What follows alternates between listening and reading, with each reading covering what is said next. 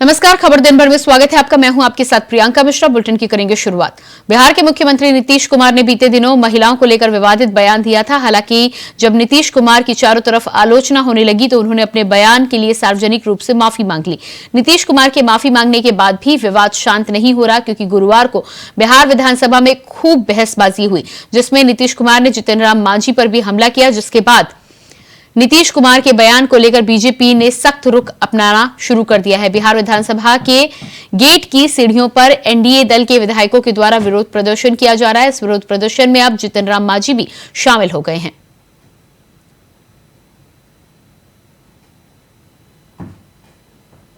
विधानसभा में जो माननीय मुख्यमंत्री जी ने तपाक में आकर के हमारे ऐसा जो 80 वर्ष का जो प्रतिनिधि है और वो 74 वर्ष के हैं, तुम ताम की बात की।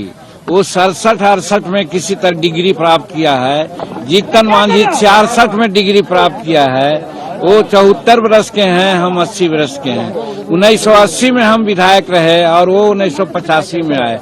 उनको तुम ताम करना नहीं चाहिए था। इस बात की चर्चा किया। आज विशेष चर्चा ये करना चाहते हैं कि माननीय मुख्यमंत्री जी को तो हम लोग कह ही चुके हैं कि उनके भोजन में पिछले कई एक दिनों से विषैला पदार्थ मिला करके साजिश तन जल्दी किसी को चीफ मिनिस्टर का गद्दी मिले, इसके लिए एक साजिश के तहत उनको विषैला पदार्थ खिलाया जा रहा है, जिसका नतीजा है कि महावीर चौधरी के पोर्ट्रेट पर उन्होंने माल्यार्पण नहीं किया, अशोक चौधरी के माथे पर दे दिया जो जीवित हैं। उसी प्रकार से महिलाओं के बारे में क्या क्या न कहा, आज हिंदुस्तान नहीं संसार वाकिफ हो चुका है। और फिर कल जो हमारे साथ तुम ताम की बात की, भाषा की, हम कहा था कि संस्कार उनका लगता है कि गिर गया है जो ऐसा बोलते हैं। आज प्रधानमंत्री नरेंद्र मोदी इस बार भी दिवाली जवानों के साथ मनाएंगे। जानकारी के मुताबिक प्रधानमंत्री नरेंद्र मोदी एलओसी पर जवानों के साथ दिवाली मनाएंगे। दिवाली के दिन प्रधानमंत्री जम्मू कश्मीर का दौरा करेंगे। वह अखनूर सेक्टर जा सकते हैं। बता दें कि प्रधानमंत्री नरेंद्र मोदी पिछले कई सालों से सैनिकों के साथ दिवाली मनाते हैं।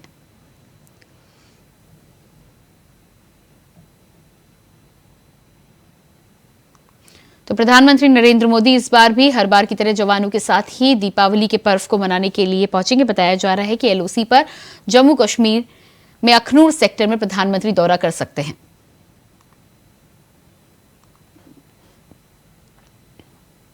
दो 2017 में प्रदेश की सत्ता संभालने के बाद से मुख्यमंत्री योगी आदित्यनाथ ने छोटी दीपावली के दिन मेगा इवेंट के रूप में दीप उत्सव की शुरुआत की, जिसके पहले संस्करण में ही राम की पैड़ी पर रिकॉर्ड 1,87,000 दीप जले।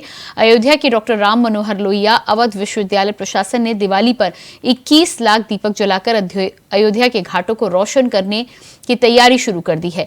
अयोध्या के डॉक्टर राम मनोहर लोहिया अवध विश्वविद्यालय प्रशासन ने दिवाली पर 21 लाख दीपक जलाकर अयोध्या के घाटों को रोशन करने की तैयारी शुरू कर दी है। यूनिवर्सिटी के वॉलंटियर्स ने बताया कि अयोध्या दीपोत्सव को ऐतिहासिक बनाने के लिए राम की पैड़ी और चौधरी चरण सिंह के 51 घाटों पर दिए जलाए जाएंगे। वहीं उत्तर प्रदेश सरकार ने 21 लाख दिए जलाकर विश्व रिकॉर्ड बनाने का लक्ष्य रखा है। देखिए, अयोध्या की दीपावली आज से नहीं है, सदियों से है और यह जो परंपरा रही वो चलती आ रही है। जहाँ तक अभी तक तो अपने अपने मंदिरों में लोग दीपक जलाते थे, दीपोत्सव अयोध्या का होता था, लेकिन कुछ वर्षों से स्वयं मुख्यमंत्री द्वारा दीपोत्सव का कार्यक्रम चलाया जा रहा है, जो बहुत ही महत्वपूर्ण है। इस वर्ष का जो दीपोत्सव है वह 21 लाख दिया जलाए जाएंगे और लगभग उस दीपक को राम पेड़ी से लेकर के परिसर तक केवल दीप ही दीप दिखाई देगा। सभी मंदिरों के लोग भी अपने अपने मंदिर में दीपोत्सव मनाएंगे। तो इस वर्ष का दीपोत्सव अद्भुत है और यह एक प्रकार से पिछले जो दीपोत्सव हुए हैं उससे रिकॉर्ड तोड़ है और यह महत्व जो है प्रतिदिन प्रति वर्ष बढ़ता इस समय इस वर्ष का जो दीप 1 लाख से ज्यादा हो गया है। को विश्व स्तरीय पर्यटन गंतव्य के तौर पर विकसित करने के लिए बहुत सारा यहाँ इंफ्रास्ट्रक्चर डेवलपमेंट हो रहा है। शहर को पूरी उसकी कायाकल्प किया जा रहा है शहर का। साथ ही साथ जो है जो सरयू नदी के घाट पर प्रतिवर्ष हम लोग एक भव्य दीपोत्सव आयोजित करते हैं। इस वर्ष भी 21 लाख दिए जो मिट्टी के बने हुए दिए हैं उनको प्रज्वलित करके दीपोत्सव का एक विश्व कीर्तिमान खड़ा करने का हमने टारगेट रखा हुआ है और इस वर्ष भी उसे हम लोग करके दिखाएंगे। साथ ही साथ जो है यहाँ पे देश विदेशों की रामलीलाओं का आयोजन, सांस्कृतिक कार्यक्रमों का आयोजन, और ये सांस्कृतिक कार्यक्रम अनवरत वो भी चलाते रहेंगे हम होली दहन तक के, और ये होलिकोत्सव तक के जो ये प्रतिदिन कार्यक्रम होंगे उसमें राम कथा होगी, उसमें बहुत सारे सांस्कृतिक कार्यक्रम होंगे और साथ ही साथ रामलीलाएं भी आयोजित होंगी। और पूरे के पूरे अगर कार्यक्रम को आप ये देखें तो कैसे हम देश से विदेश से पर्यटकों को यहाँ आकर्षित कर सकते हैं। केंद्रीय गृह मंत्री अमित शाह बृहस्पतिवार देर शाम जॉली ग्रांट स्थित देहरादून के एयरपोर्ट पर पहुंचे। बता दें कि मुख्यमंत्री पुष्कर सिंह धामी ने वहां उनका स्वागत किया। इस दौरान शाह शुक्रवार को आईटीबीपी की रेजिंग डे परेड में बतौर मुख्य अतिथि के रूप में शामिल हुए। केंद्रीय गृह मंत्री देहरादून के दौरे पर रहे। दिल से करते हैं। दीपावली जैसे त्योहार हो या पूरा वर्ष हो, वो चैन की नींद इसलिए सो सकते हैं कि आपके जीवन के स्वर्णिम वर्ष, युवा अवस्था के वर्ष आपने सरहद पर देश की सुरक्षा के लिए निकाले हैं, देश को समर्पित किए हैं। और मैं आज इस मंच से मेरे प्यारे हिमवीरों को कहना चाहता हूं कि आपकी सेवा, त्याग और बलिदान अनमोल है, इसका कोई मूल्य हो नहीं सकता और पूरा देश इसको सैल्यूट कर कर, सलाम कर कर उसकी समर्थन करता है। आज भारतीय तिब्बत सीमा पुलिस बल का स्थापना दिन है। शौर्य, दृढ़ता और कर्मनिष्ठा के ध्येय वाक्य के साथ 62 साल से भारत की दुर्गम सीमाओं को आईटीबीपी ने, हमारे हिमवीरों ने सुरक्षित करने का काम किया है। -45 डिग्री फ्रंटियर पर, सीमा पर रहकर देश की सुरक्षा करना, सदैव चौकन्ने रहना और जरूर पड़े तो जान का बलिदान देना। कई बलिदानियों ने इस शौर्य परंपरा को आगे बढ़ाया है। मैं यहां आने के पहले हिमवीरों के इस बलिदान शौर्य स्तंभ को भी प्रणाम कर कर, उनको सैल्यूट कर कर, उनके प्रति सम्मान व्यक्त कर कर यहां आया हूं। मित्रों, आज महान सपूत देश के श्री सुरेंद्रनाथ बैनर्जी और सच्चिदानंद सिन्हा जी का जन्मतिथि है। ये दोनों स्वतंत्र वीरों को मैं हृदय से प्रणाम कर कर मेरी बात की शुरुआत करना चाहता हूं। मित्रों, कुछ दिन पहले मैं किबीथू में अरुणाचल की बॉर्डर पर भारत चीन सीमा पर पहले गांव में आईटीबीपी के जवानों के साथ रात्रि निवास किया था। रात्रि भोजन के वक्त मैंने जवानों को ऐसा ही पूछा कि भाई आपकी दिक्कतों का तो मेरे पास समाधान नहीं है। परिवार से दूर रहना, -45 डिग्री टेम्परेचर में दुर्गम क्षेत्रों में देश की रक्षा करना, और जब परिवार को आपकी जरूरत होती है तभी देश को आपकी जरूरत होती है और आपकी प्रायोरिटी देश होता है। मेरे पास आपकी दिक्कतों का समाधान नहीं है। प्रियंका गांधी ने एक रैली के दौरान राम जी को 14 साल की जगह 13 साल वनवास की बात कही। वहीं असम के सीएम हिमंता बिस्वा शर्मा ने प्रियंका को निशाने पर लिया। ये क्या कह गई प्रियंका? इनके चरित्र में जनता ने ये देखा कि इनके दिल में हमारे प्रति श्रद्धा है। तो जब भगवान राम का वनवास हुआ और वो जंगल भेजे गए, 13 वर्षों के लिए जंगल में रहे, फिर भी जनता ने उनमें श्रद्धा रखी। फिर भी जनता चाहती थी कि वही बने हमारे राजा। फिर भी जनता ने इंतजार किया, 13 साल इंतजार किया जब तक वो वापस आए। और जब वापस आए तो दिवाली पर इतनी खुशी मनाई कि आज तक हम उस खुशी को मनाते हैं और आज तक हम याद करते हैं कि किस तरह से झूठ को सच्चाई ने पराजित किया। कांग्रेस का हालत देखिए, प्रियंका गांधी आके बोलता है राम जी 13 साल वनवास में था। अरे भाई, घर में सूर्या जी नहीं पढ़ा सकते, कम से कम कमलनाथ जी को तो रामायण पढ़ा देना चाहिए था, वो भी नहीं करता है। अब चुनाव के समय में हर वक्त हिंदू बन जाते हैं, चुनाव का काम जो हिंदू क्या है भूल जाते। फिलहाल रुकते एक छोटे से ब्रेक के लिए, फौरन वापस लौटते हैं। ब्रेक के बाद बात करेंगे अगली खबर की। आचार्य प्रमोद कृष्णम कांग्रेस से नाराज चल रहे हैं। इंडिया गठबंधन पर वो विपक्षी पार्टियों को घेरते हुए नजर आए। कांग्रेस से नाराज आचार्य प्रमोद कृष्णम।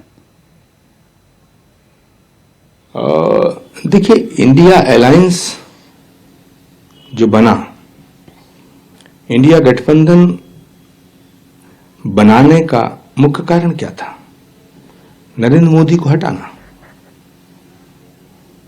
बीजेपी की सरकार को हटाना। लेकिन अफसोस की बात यह है कि नरेंद्र मोदी से विपक्ष इतनी नफरत करता है। मोदी से नफरत करते करते वो ये भूल गया है कि वो भारत से नफरत करने लगा है। मोदी अगर नई संसद का निर्माण करें तो उसका विरोध, धर्म दंड स्थापित करें संसद में, अगर किसी ट्रेन का नाम वंदे भारत रख दें उसका विरोध, नमो भारत रख दें उसका विरोध। मोदी की आलोचना करो, कौन रोकता है? प्रधानमंत्रियों की आलोचना हुई है और होती रहनी चाहिए। लोकतंत्र की खूबसूरती है कि प्रधानमंत्री के फैसलों की आलोचना होनी चाहिए, लेकिन प्रधानमंत्री से नफरत करना ठीक नहीं। नमो भारत का मतलब क्या है कि भारत को नमन, लेकिन नमो भारत का भी विरोध। तो मुझे लगता है कि मोदी से नफरत करता करता विपक्ष इतना कंफ्यूज हो गया है कि वो भारत की संस्कृति, भारत की सभ्यता, सनातन, सबसे नफरत करना शुरू कर दिया। रायबरेली जिले के सरेनी कोतवाली क्षेत्र के म्यासी गंगा पुल पर रफ्तार का कहर देखने को मिला है, जहां तेज रफ्तार कार और ट्रक में भीषण टक्कर होने के बाद ट्रक पुल से नीचे चला गया और कार के परखच्चे उड़ गए, जिसके बाद मौके पर चीख पुकार मच गई। हालांकि आवाज सुनने के बाद राहगीरों के द्वारा घटना की सूचना पुलिस को दे दी गई। पुलिस ने घायलों को अस्पताल पहुंचाया है। हादसे में कुल 8 लोग घायल हुए हैं, जिनमें 3 की हालत गंभीर बताई जा रही है। तस्वीरों में देखा जा सकता है कि किस तरह से ट्रक रेलिंग तोड़ते हुए नीचे चला गया। गनीमत ये रही कि ट्रक ड्राइवर और क्लीनर केवल घायल हुए हैं, उधर कार के परखच्चे उड़ गए।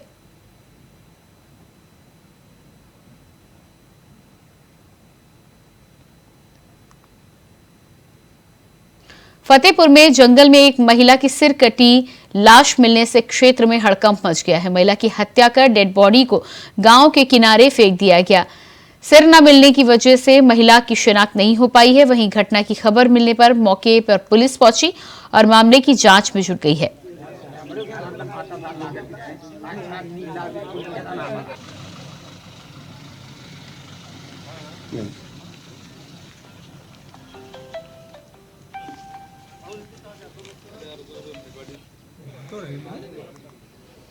दिवाली से ठीक पहले दिल्ली एनसीआर में मौसम में अचानक करवट ली है। दिल्ली, नोएडा से लेकर गाजियाबाद और फरीदाबाद तक मौसम में अचानक बदलाव हुआ है और कई इलाकों में हल्की बारिश दर्ज की गई है। दिल्ली एनसीआर के कई हिस्सों में गुरुवार और शुक्रवार की दरमियानी रात को हल्की बारिश हुई, जिससे राष्ट्रीय राजधानी में बड़े वायु प्रदूषण से राहत मिलने की उम्मीद जताई जा रही है। कर्तव्य पथ और दिल्ली नोएडा के इलाकों में हल्की बारिश दिखाई दे रही है। पूरे एनसीआर में अब भी बूंदाबांदी हो रही है, जिससे मौसम साफ नजर आ रहा है। दिल्ली एनसीआर में अचानक बदला मौसम।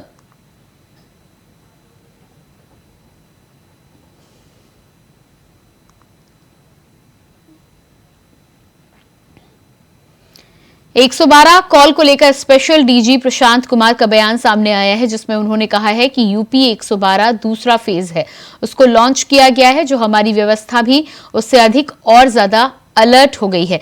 इसके साथ ही हम दुगनी कॉल रिसीव करेंगे। इसके लिए सभी विभिन्न प्रक्रिया कंप्लीट कर ली गई है। टेंडर व नई कंपनी को काम देने का काम भी जारी है। नई कंपनी ने एश्योर किया है कि पर्याप्त मात्रा में जनशक्ति उपलब्ध है, किसी भी तरह की कोई सेवाएं बाधित नहीं हो। कुछ लोगों के लिए धरना प्रदर्शन की बात है, वहीं उनका और कई कंपनियों के बीच वार्ता चल रही है। पूरा विश्वास है कि जल्द से जल्द इसका समाधान निकाला जाएगा।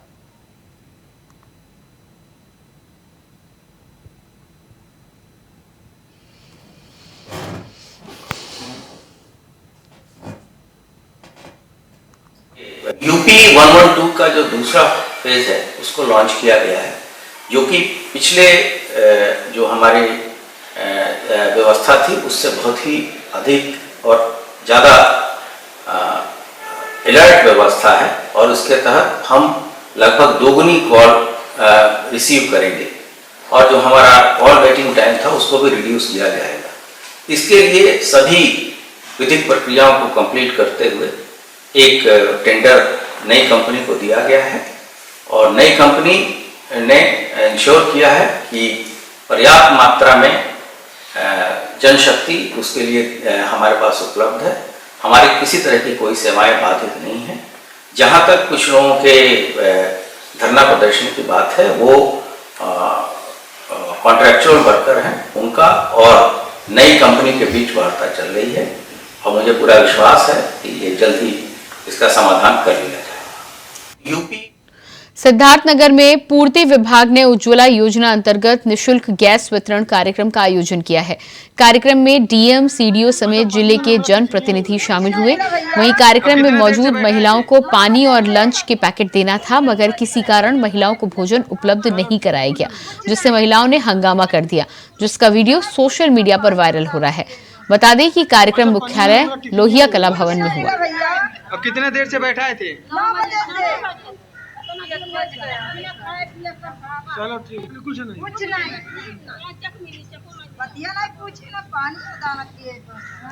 अच्छा पनियों ने मुख्तार अंसारी और उसके आधा दर्जन से ज्यादा सहयोगियों पर गाजीपुर की एमपी एमएलए कोर्ट में 23 साल पुराने मनोज राय हत्याकांड में कार्रवाई चल रही है, जिसमें आज बहस होनी थी, लेकिन गुरुवार मुख्तार अंसारी के साथ सह आरोपी सरफराज मुन्नी की तरफ से एडजॉर्नमेंट स्थगन की एक याचिका जज के सामने पेश की गई, जिसमें गुहार लगाई कि वारदात में उसकी कोई संलिप्तता नहीं है। जबकि पुलिस की चार्जशीट में मृतक मनोज राय के पिता ने मुख्तार अंसारी के साथ सरफराज मुन्नी, अफरोज जफर, चंदा के साथ ही साथ 10 लोगों को नामजद किया था। अब ऐसे में अदालती दांवपेच के चलते सरफराज मुन्नी के स्थगन याचिका पर कोर्ट ने सुनवाई कर अगली तारीख 20 नवंबर की दी है।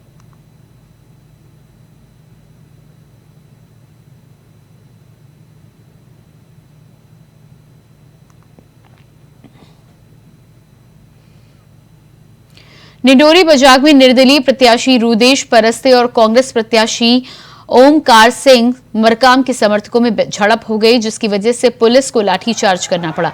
निडोरी विधानसभा क्षेत्र बजाग के गांधी चौक में कांग्रेस पार्टी का कार्यक्रम चल रहा था, जिसके बाद एक रैली निकाली गई।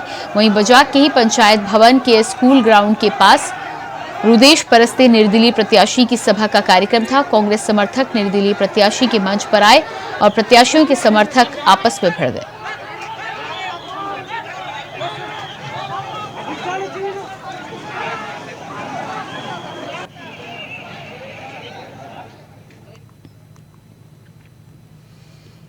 अयोध्या के संतजन भी मुख्यमंत्री के कार्यों और त्रेतायुगीन इस नगरी के विकास और महान गौरव की पुनर्प्रतिष्ठा होने से गदगद है। अयोध्या के ऐतिहासिक अशरफी भवन के पीठाधीश्वर जगत गुरु स्वामी श्रीधराचार्य महाराज के अनुसार मुख्यमंत्री योगी आदित्यनाथ कर्मठता के साथ ही साथ वेद, सनातन धर्म, गौ माता, भारतीय संस्कृति के प्रति उदार भाव रखते हैं।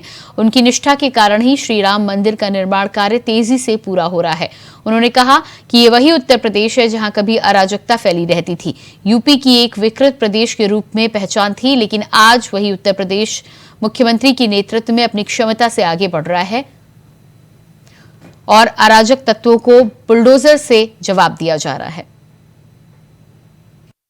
प्रभु श्री राम मंदिर का निर्माण हो या पूरे उत्तर प्रदेश में विकास हो या अयोध्या का सर्वांगीण विकास हो, इसमें पूर्ण निष्ठा से गोरक्षपीठाधीश्वर श्रद्धेय योगी आदित्यनाथ जी महाराज जो हमारे उत्तर प्रदेश के यशस्वी मुख्यमंत्री हैं, बहुत कर्मठ मुख्यमंत्री हैं, जिनको वेद के प्रति, अपने भारतीय संस्कृति के प्रति, गौ माता के प्रति, दीन दुखियों के प्रति, सज्जनों के प्रति बहुत ही उदार भाव है। और जो अपने निष्ठा के कारण, जिनके रग रग में भारतीयता, सनातन धर्म, भारतीय संस्कृति और सज्जनों की रक्षा रग रग में व्याप्त है, उन्हीं की पूर्ण निष्ठा के कारण और माननीय प्रधानमंत्री जी मोदी जी के निष्ठा के कारण और समस्त भारतवासियों की आस्था के कारण श्री राम मंदिर निर्माण हो रहा है।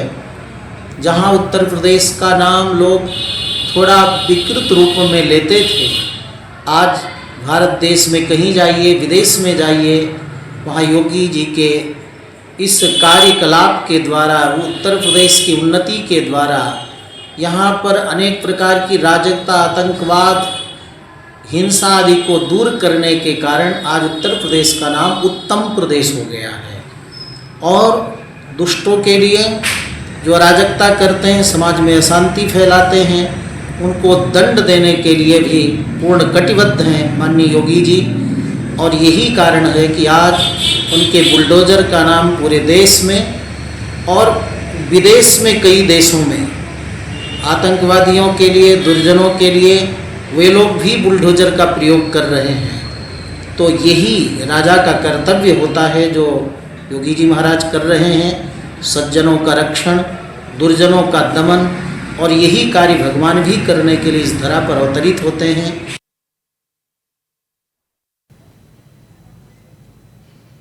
त्योहारों का सीजन चल रहा है और इसी बीच यातायात को लेकर हमारे संवाददाता सुरेश तिवारी ने सीतापुर आरटीओ प्रवर्तन संजय गुप्ता से की खास बातचीत। यातायात का महीना प्रारंभ हो चुका है और यातायात विभाग लोगों को सुरक्षा के प्रति जागरूक कर रहा है। और जो हम आपको बता दें कि लोगों के बीच जब हम पहुंचते हैं तो अक्सर ये जानकारी मिलती है कि लोगों को अभी तक बहुत से नियमों के बारे में नहीं पता है और जिसके कारण उनको कई समस्याओं से जूझना भी पड़ता है। यातायात माह के अवसर पर आज हमारे साथ बात करने के लिए मौजूद हैं सीतापुर एआरटीओ प्रवर्तन संजय गुप्ता। हम जानेंगे इनसे कि पहले तो हम सबसे जानेंगे कि क्या हैं यातायात के बेसिक नियम। जी धन्यवाद। यातायात के लिए देखिए पुलिस विभाग द्वारा सड़क सुरक्षा कार्यक्रम चलाया जा रहा है और हम लोग भी इसमें प्रतिभाग कर रहे हैं और हर व्यक्ति को चाहिए कि रोड पे जब चले तो हेलमेट का जरूर प्रयोग करें, बिना हेलमेट के बाइक ना चलाएं और कार से चले तो सीट बेल्ट और यातायात संकेतों का, रेड लाइट का पालन करें जिससे कि वो सुरक्षित रहे और जनता भी सुरक्षित रहे। संजय जी, एक सवाल जहन में है कि लोगों के मन में ये वहम रहता है कि अधिकांश अधिकारी या पुलिसकर्मी जब यातायात के नियमों का पालन नहीं करते हैं फिर हम क्यों करें? ऐसे पर आप उन लोगों से क्या कहना चाहेंगे? मैं यही कहना चाहता हूं कि पहले हम लोग इसका कड़ाई से पालन करें और इसमें किसी प्रकार की शिथिलता ना दें और हमको अपना इस चीज के बारे में गंभीरता से सोचना होगा और तभी हम दूसरे के लिए प्रेरणा बन सकेंगे। यातायात माह के अवसर पर जब इसका शुभारंभ हुआ उस दिन मीडिया सेल पर एक ट्वीट होता है जिसमें कई थानों के द्वारा वाहन रैलियां निकाली गई, जिसमें थाना रामपुर मथुरा में जो वाहन रैली निकाली गई थी उनमें वाहन जो प्रयोग किए गए थे उसमें किसी भी वाहन में बाइक नंबर प्लेट नहीं थी। ऐसे में लोगों में यही वहम रहता है और हम इस आपसे जानना चाहते हैं कि परिवहन विभाग और यातायात विभाग क्या उन पुलिसकर्मियों पर भी कोई एक्शन करेगा? इसमें हम लोग जो भी गाड़ियां इस तरह की हैं उनको चिन्हित करके उनके खिलाफ जो है और जो नियमानुसार कार्रवाई है वो करें। लास्ट क्वेश्चन, हम ये नवंबर महीना जो यातायात महीना है इस अवसर पर आप लोगों से क्या अपील करेंगे?